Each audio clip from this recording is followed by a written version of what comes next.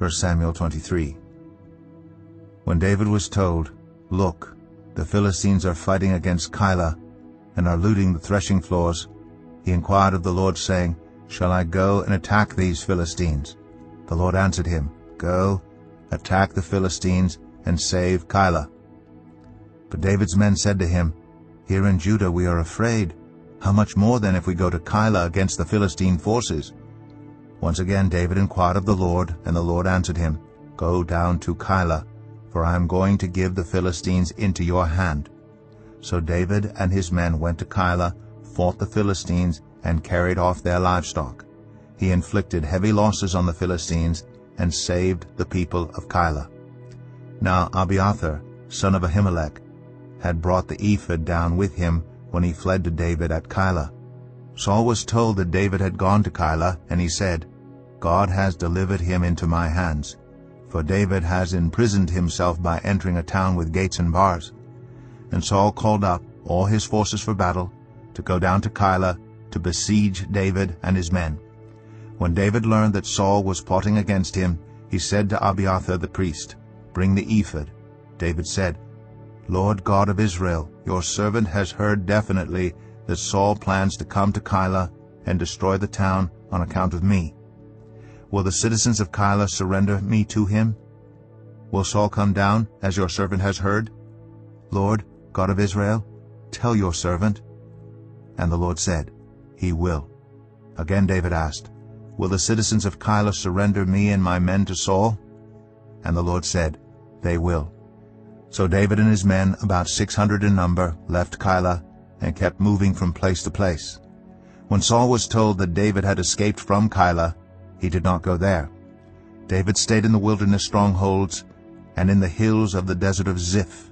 Day after day Saul searched for him, but God did not give David into his hands. While David was at Horesh in the desert of Ziph, he learned that Saul had come out to take his life. And Saul's son Jonathan went to David at Horesh and helped him find strength in God. "Don't be afraid," he said. "My father Saul will not lay a hand on you. You will be king over Israel, and I will be second to you. Even my father Saul knows this." The two of them made a covenant before the Lord. Then Jonathan went home, but David remained at Horesh. The Ziphites went up to Saul at Gibeah and said, "Is not David hiding among us in the strongholds at Horesh, on the hill of Hachilah, south of Jeshimon?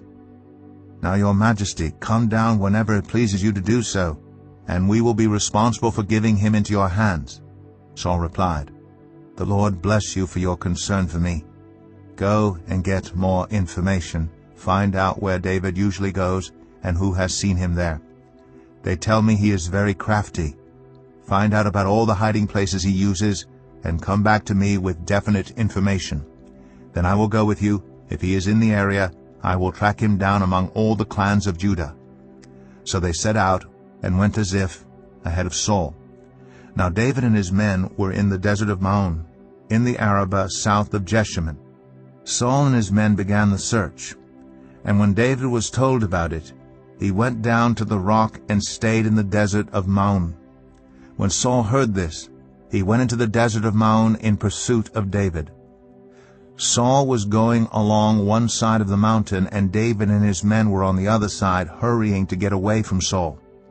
As Saul and his forces were closing in on David and his men to capture them, a messenger came to Saul saying, "Come quickly, the Philistines are raiding the land." Then Saul broke off his pursuit of David and went to meet the Philistines. That is why they call this place Selah Hamalekath.